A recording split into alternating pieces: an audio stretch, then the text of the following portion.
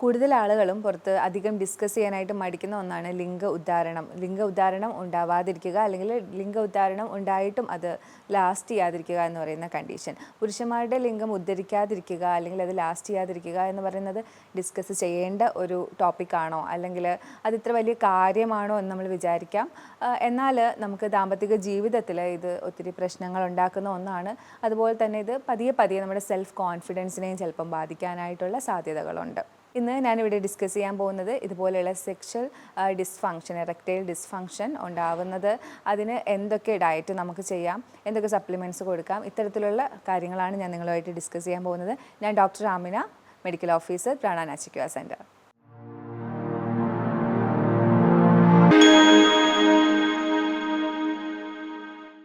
ലൈംഗികത എന്ന് പറയുന്നത് ഒരു കോംപ്ലക്സ് ആയിട്ടുള്ള ഒരു സിസ്റ്റമാണ്. അതിനകത്ത് നമ്മുടെ ഹോർമോൺസ് ഇൻവോൾവ് ആവുന്നുണ്ട്, നാഡീവ്യൂഹങ്ങൾ ഇൻവോൾവ് ആവുന്നുണ്ട്, അതുപോലെ തന്നെ രക്തക്കുഴലുകൾ ഇൻവോൾവ് ആവുന്നുണ്ട്, ഹോർമോൺ ഇൻവോൾവ് ആവുന്നുണ്ട്, വികാരങ്ങൾ ഇൻവോൾവ് ആവുന്നുണ്ട്. ഇത്രയും കോംപ്ലക്സ് ആയിട്ടുള്ള ഒരു പ്രവൃത്തി ആയതുകൊണ്ട് തന്നെയാണ് ഇതിന് ഇത്രയും കോംപ്ലക്സ് ഉള്ളത്. ഇതിലേതൊന്നിന് പ്രശ്നം വന്നാലും ലിംഗം ഉദ്ധരിക്കാതിരിക്കാം. മെഡിക്കൽ കണ്ടീഷൻസ് ആയിട്ടുള്ള ഡയബറ്റീസ്, അതുപോലെ തന്നെ ഹാർട്ടിൻ്റെ കണ്ടീഷൻസ്. ഡയബറ്റീസിൽ മെയിനായിട്ട് നിങ്ങൾക്ക് എല്ലാവർക്കും അറിയാം, ഡയബറ്റീസ് ക്രമേണ ഞാൻ മുമ്പ് ഡിസ്കസ് ചെയ്തിട്ടുണ്ട്, നമ്മുടെ നാഡീവ്യൂഹങ്ങളെയാണ് ബാധിക്കുന്നത്. അങ്ങനെ നാഡീവ്യൂഹങ്ങളെ ഡയബറ്റീസ് ബാധിക്കുന്നത് ലിംഗത്തിലേക്കുള്ള നാഡിയും ബാധിക്കുന്നുണ്ട്. അങ്ങനെ ലിംഗത്തിലേക്കുള്ള നാഡീവ്യൂഹത്തിനെ ബാധിക്കുമ്പോൾ ഉദ്ധാരണം നടക്കാതെ വരാം. അതുപോലെ തന്നെ രക്തക്കുഴലുകൾ, കാർഡിയാക് ഡിസ്ഫങ്ഷൻസ് വരുമ്പോഴും ഇതുപോലെ രക്തം പമ്പ് ചെയ്യുന്നതിൻ്റെ കുഴപ്പമാണല്ലോ കാർഡിയാക് ഡിസ്ഫങ്ഷൻസിൽ വരുന്നത്. അതായത് ഹൃദയത്തിൻ്റെ പരമായിട്ടുള്ള എന്തെങ്കിലുമൊക്കെ പ്രോബ്ലംസ് വരുമ്പോഴും ഇതുപോലെ രക്തം പമ്പ് ചെയ്യുന്നില്ല നമ്മുടെ പെനിസിലേക്ക്, അല്ലെങ്കിൽ ലിംഗത്തിലേക്ക് ആവശ്യത്തിനുള്ള ബ്ലഡ് എത്തുന്നില്ല. അപ്പോൾ ഇത്തരം സാഹചര്യങ്ങളിലും ലിംഗം ഉദ്ധരിക്കാതെ വരാം. അതുകൊണ്ടാണ് ഞാൻ ആദ്യമേ പറഞ്ഞത് കോംപ്ലക്സ് ആയിട്ടുള്ള ഒന്നായത് പലതും ഇതിൽ ഇൻവോൾവ് ആയതുകൊണ്ടാണ് പെട്ടെന്ന് ഇത്തരം പ്രശ്നങ്ങൾ വരുന്നത്. ഇതിൽ ഏതൊരു പാർട്ട്, ഇപ്പം രക്തക്കുഴലിൻ്റെ പ്രശ്നമായാലും നാഡീവ്യൂഹത്തിൻ്റെ പ്രശ്നമായാലും അത് ഇതിനെ ബാധിക്കുന്നു. അതുകൊണ്ടാണ് ഇങ്ങനത്തെ പ്രശ്നങ്ങൾ കൂടുതലായും കണ്ടുവരുന്നത്. ചില മെഡിസിനുകൾ, അതായത് BP-യുടെ മെഡിസിൻ, അല്ലെങ്കിൽ പെയിനിൻ്റെ മെഡിസിൻ, കുറച്ച് ആൻറ്റി ഡിപ്രഷൻ മെഡിസിനൊക്കെ നമുക്ക് ഇത് എടുക്കുന്നവർക്ക് ലിംഗം ഉദ്ധരിക്കാറില്ല. അതുപോലെ തന്നെ ചില സൈക്കോളജിക്കൽ ഡിസോർഡർ ആയിട്ടുള്ള ആൻസൈറ്റി ഡിസോർഡറും ഡിപ്രഷനും ഒക്കെ ഉള്ളവർക്കും ലിംഗം ഉദ്ധരിക്കില്ല. അതുപോലെ ഓവർ വെയ്റ്റ്, ഒബേസിറ്റി പോലുള്ള രോഗങ്ങൾ വരുന്ന സാഹചര്യങ്ങളിൽ ഇത്തരം ലിംഗ ഉദ്ധാരണക്കുറവ് കണ്ടുവരാറുണ്ട്.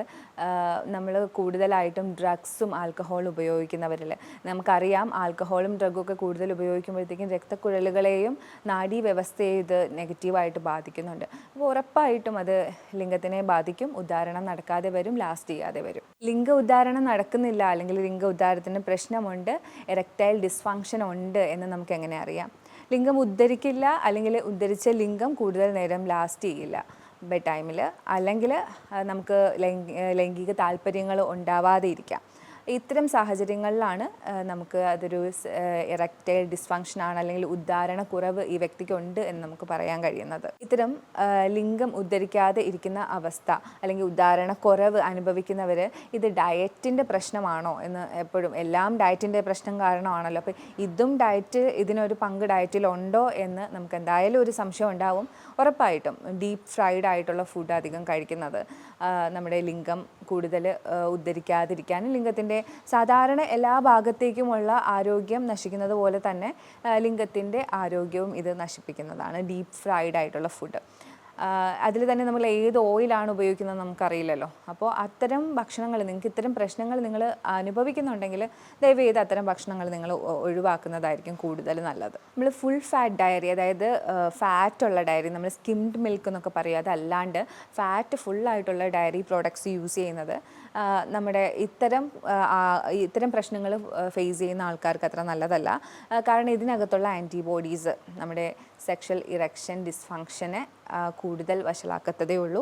അതുകൊണ്ട് ഫുൾ ഫാറ്റുള്ള മിൽക്ക് ഇത്തരം ആൾക്കാർ ലിംഗം ഉദ്ധരിക്കുന്നില്ല എന്ന് പരാതിപ്പെടുന്നവർ ഒഴിവാക്കുന്നത് നല്ലതാണ്. നമ്മളെപ്പോഴും നല്ലതാണ് എന്ന് പറയുന്ന ഫ്ലാക്സ് സീഡ്, അതുപോലെ തന്നെ സോയ, ഇത് ലിംഗം ഉദ്ധരിക്കാത്ത ആൾക്കാർക്ക്, അല്ലെങ്കിൽ ലിംഗം ഉദ്ധരിക്കുന്നു അത് ലാസ്റ്റ് ചെയ്യുന്നില്ല, അത്തരം ആൾക്കാർ ഒഴിവാക്കുന്നതാണ് നല്ലത്.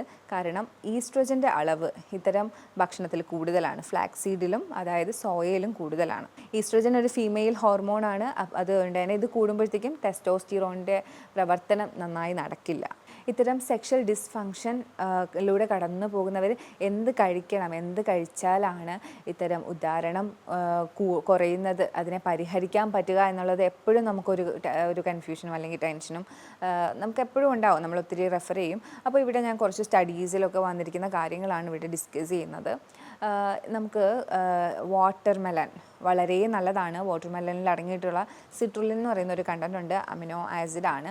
അപ്പോൾ ഇത് വന്നിട്ട് നമ്മുടെ ലിംഗത്തിലേക്കുള്ള രക്തയോട്ടവും ലിംഗത്തിൻ്റെ പ്രവർത്തനങ്ങളും ഒക്കെ കൂടുതൽ നന്നായി നടത്താനായിട്ട് ഹെൽപ്പ് ചെയ്യുമ്പോൾ ഒരു ഗ്ലാസ് വാട്ടർമെലൺ ഒക്കെ കുടിക്കുന്നത് വളരെ നല്ലതാണ് ഉദാഹരണത്തിന് വേണ്ടി.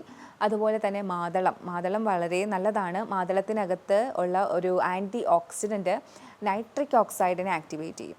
അങ്ങനെ നൈട്രിക് ഓക്സൈഡിനെ ആക്ടിവേറ്റ് ചെയ്യുമ്പോഴത്തേക്കും ഈ നൈട്രിക് ഓക്സൈഡ് ചെയ്യുന്നത് എന്ന് പറഞ്ഞാൽ നൈട്രിക് ഓക്സൈഡ് നമ്മുടെ എല്ലാ കാര്യങ്ങളെയും ഉത്തേജിപ്പിക്കുന്ന ഒരാളാണ് നൈട്രിക് ഓക്സൈഡ്.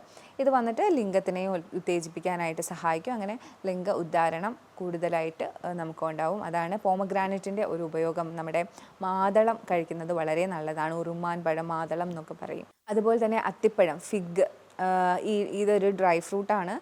ഈ ഡ്രൈ ഫ്രൂട്ട് നമ്മൾ എടുക്കുന്നതിലൂടെ നമുക്ക് ഒത്തിരി എനർജി കിട്ടുന്നുണ്ട്. ഒത്തിരി എനർജി ഉള്ളതാണ് ഈ ഡ്രൈ ഫ്രൂട്ട്. അപ്പോൾ അത് നമുക്കിങ്ങനെ പാലിനകത്ത് കുതിർത്ത് രാവിലെ എടുക്കാവുന്നതാണ്.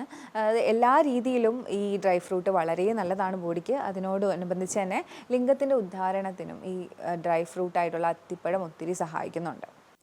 ആൻറ്റി ഓക്സിഡൻസ് കൂടുതൽ അടങ്ങിയിട്ടുള്ള അവക്കാഡോസ്, ഒലിവ് ഓയിൽസ്, അത്തരം ഫുഡുകളൊക്കെ ഉൾപ്പെടുത്തി കഴിഞ്ഞാൽ നമുക്ക് ലിംഗോദ്ധാരണത്തിന് സഹായിക്കും. എപ്പോഴും നല്ല ക്ലീനായിട്ടുള്ള ഭക്ഷണം കഴിക്കുക. അതായത് ക്ലീൻ എന്ന് പറയുമ്പോഴത്തേക്കും വൃത്തിയുള്ള അടുക്കളയിൽ ഉണ്ടാക്കിയതെന്നല്ല, അത് ടോക്സിൻസ് കുറഞ്ഞ ഭക്ഷണം കഴിക്കുക. നമ്മളിവിടെ വരുമ്പോഴത്തേക്ക് എപ്പോഴും ഞാൻ പേഷ്യൻസിനോട് പറയും, ഇവിടെ ക്ലീൻ ആയിട്ടുള്ള ഭക്ഷണമാണ് നിങ്ങൾക്ക് തരുന്നത്. അതിൻ്റെ അർത്ഥം ഒരിക്കലും അത് ക്ലീൻ ആയിട്ടുള്ള കിച്ചണിൽ ഉണ്ടാക്കിയെന്നല്ല. അതിനകത്ത് കൊളസ്ട്രോൾ ഉണ്ടാക്കുന്ന കാര്യങ്ങൾ കുറവായിരിക്കും, ബ്ലഡ് പ്രഷർ കൂട്ടുന്ന കാര്യങ്ങൾ കുറവായിരിക്കും, ബ്ലഡ് ഷുഗർ കൂട്ടുന്ന കാര്യങ്ങൾ കുറവായിരിക്കും. അതുപോലെ തന്നെ മറ്റുള്ള ടോക്സിൻസൊക്കെ വളരെ കുറവായിരിക്കും. അതാണ് ഈ ക്ലീൻ ഫുഡ് എന്ന് പറയുന്നത്. കൂടുതലായിട്ടും അധികം കരിച്ചും പൊരിച്ചും എടുക്കാത്ത ഫുഡ്, ആവിയിൽ വേവിച്ചത്, അധികം സ്പൈസ് ആഡ് ചെയ്യാത്തത്, ആവശ്യത്തിന് എല്ലാം ഒരു ബ്ലാൻഡ് ലെവലിൽ ആയിരിക്കും കഴിക്കുന്നത്. അപ്പോൾ അത്തരം ഭക്ഷണക്രമങ്ങൾ എപ്പോഴും നമ്മുടെ ശരീരത്തിനെ ഉത്തേജിപ്പിക്കും. അങ്ങനെ ഒരു 10 ദിവസം അല്ലെങ്കിൽ 15 ദിവസം ഇത്തരം ഡയറ്റുകൾ ഫോളോ ചെയ്യുന്നത് നിങ്ങളുടെ ലിംഗ ഉദ്ധാരണം നല്ല രീതിയിൽ തിരികെ കൊണ്ടുവരാൻ, അത് നല്ല രീതിയിൽ പ്രവർത്തിക്കാനായിട്ട് നിങ്ങളെ സഹായിക്കും. നട്ട്സ്, ബദാം, സീഡ്സ്, ഇതൊക്കെ എപ്പോഴും മിനറൽസും വൈറ്റമിൻസും ഒരുപാട് റിച്ച് ആയിട്ടുള്ളതാണ്.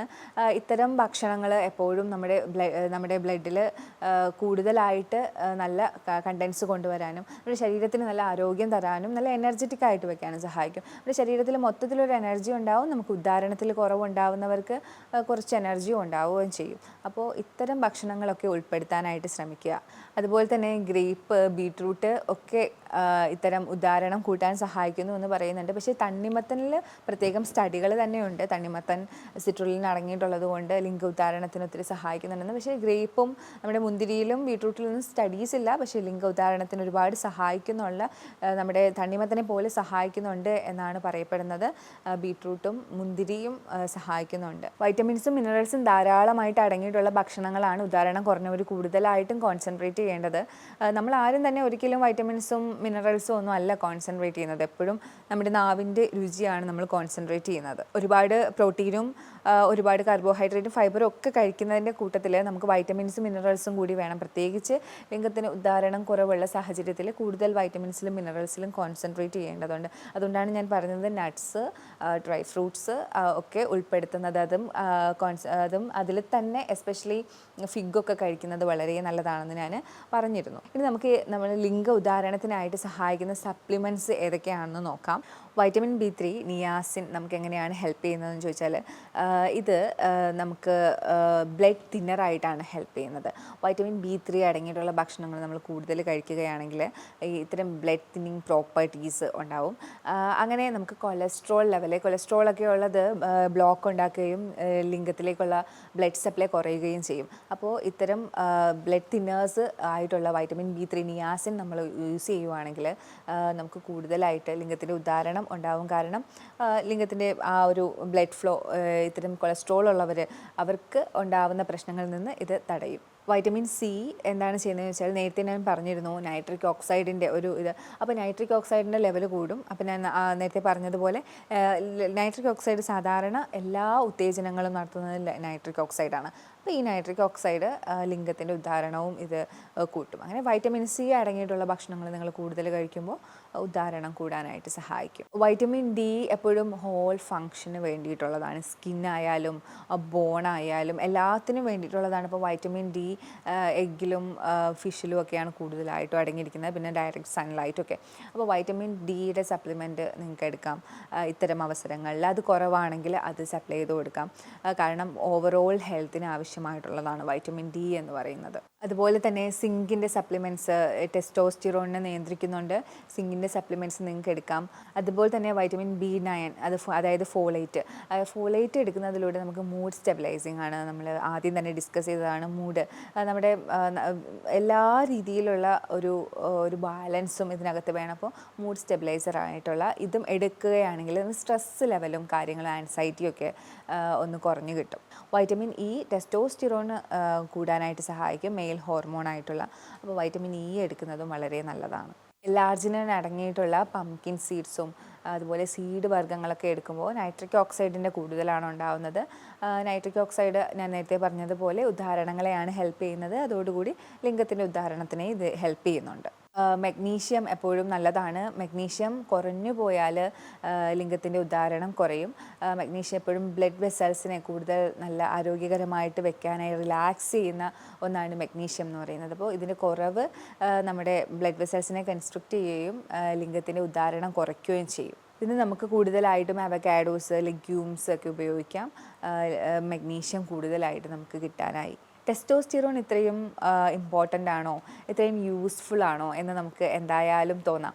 ടെസ്റ്റോസ്റ്റിറോണിനെ ഇമ്പ്രൂവ് ചെയ്യുന്നത് വളരെ ആവശ്യമായിട്ടുള്ള ഒന്നാണ് ഉദാഹരണത്തിൽ. കാരണം നമ്മുടെ മസിലിൻ്റെ സ്ട്രെങ്ത്, ബോണിൻ്റെ സ്ട്രെങ്ത്, അതുപോലെ തന്നെ സ്പേം കൗണ്ട് കൂട്ടാനായിട്ട്, സ്ട്രോങ് ആയിട്ടുള്ള ബോൺ ഉണ്ടാവാനായിട്ടൊക്കെ നമുക്ക് നമ്മുടെ ടെസ്റ്റോസ്റ്റിറോണിൻ്റെ ആവശ്യമുണ്ട്. അതുകൊണ്ട് തന്നെയാണ് എടുത്തെടുത്ത് ടെസ്റ്റോസ്റ്റിറോണിൻ്റെ കാര്യം പറയുന്നത്. സിങ്ക്, അതായത് വൈറ്റമിൻ ഇ ഒക്കെയാണ് ടെസ്റ്റോസ്റ്റിറോൺ കൂടാനായിട്ട് സഹായിക്കുന്നത്. അതുപോലെ തന്നെ ഞാൻ അവോയ്ഡ് ചെയ്യാൻ പറഞ്ഞത് ഫ്ലാക്സ് സീഡും സോയയുമാണ്. കാര്യം അത് ടെസ്റ്റോസ്റ്റിറോണിനെ കുറയ്ക്കും. എങ്ങനെയാണെന്ന് ചോദിച്ചാൽ ഈസ്ട്രോജനെ കൂട്ടും, അത് ഫീമെയിൽ ഹോർമോൺ ആയിട്ടുള്ള. അപ്പോൾ ഇത്തരം കാര്യങ്ങളാണ് നമ്മൾ മെയിനായിട്ടും സെക്ഷൽ ഡിസ്ഫങ്ഷൻ അനുഭവിക്കുന്ന ആൾക്കാരൊന്ന് ശ്രദ്ധിക്കേണ്ടത്. അപ്പോൾ ഇത്തരം പ്രശ്നങ്ങൾ നിങ്ങൾ ആരെങ്കിലും ഇതിലൂടെയൊക്കെ കടന്നു പോകുന്നുണ്ടെങ്കിൽ ഒരിക്കലും മടിക്കാതെ ഒരു ഡോക്ടറെ കാണുക, എക്സ്പേർട്ടിനെ തന്നെ കണ്ട് അതിനായിട്ടുള്ള സഹായങ്ങൾ തേടുക. ഏതൊക്കെ വൈറ്റമിൻസ് ആണ്, സപ്ലിമെൻറ്റ്സ് ആണ് നിങ്ങൾ എടുക്കേണ്ടത്, എന്തൊക്കെ ഭക്ഷണമാണ് നിങ്ങൾക്ക് ശരിയായ രീതിയിൽ കഴിക്കേണ്ടത്. കാരണം പല കോംപ്ലിക്കേഷനും ഉണ്ടാകും, ചിലപ്പം മറ്റുള്ള ഡിസീസ് ഉണ്ടാകും. അപ്പോൾ ഒറ്റയ്ക്കൊരു തീരുമാനം എടുക്കാതെ ഒരു നല്ല എക്സ്പേർട്ടിൻ്റെ സഹായത്തോടു കൂടി ഒരു നല്ല ഡയറ്റും നല്ല ട്രീറ്റ്മെൻറ്റ് പ്ലാനും ഒക്കെ കണ്ടെത്തുക. എന്തായാലും ഇതിനൊക്കെ ശാശ്വതമായിട്ടുള്ള പ്രതിവിധി തന്നെ ഉള്ള രോഗങ്ങളാണ്. ഇതൊരു രോഗം എന്ന് പോലും പറയാൻ പറ്റില്ല, ഒരു കണ്ടീഷനാണ്. ഞാൻ പറഞ്ഞതിൽ നിങ്ങൾക്ക് എന്തെങ്കിലുമൊക്കെ ഡൗട്ട് ഉണ്ടെങ്കിൽ ഈ കാണുന്ന നമ്പറിൽ നിങ്ങൾക്ക് കോൺടാക്റ്റ് ചെയ്യാവുന്നതാണ്. അടുത്തൊരു വീഡിയോയിലേക്ക് കാണുന്നത് വരെ ബൈ.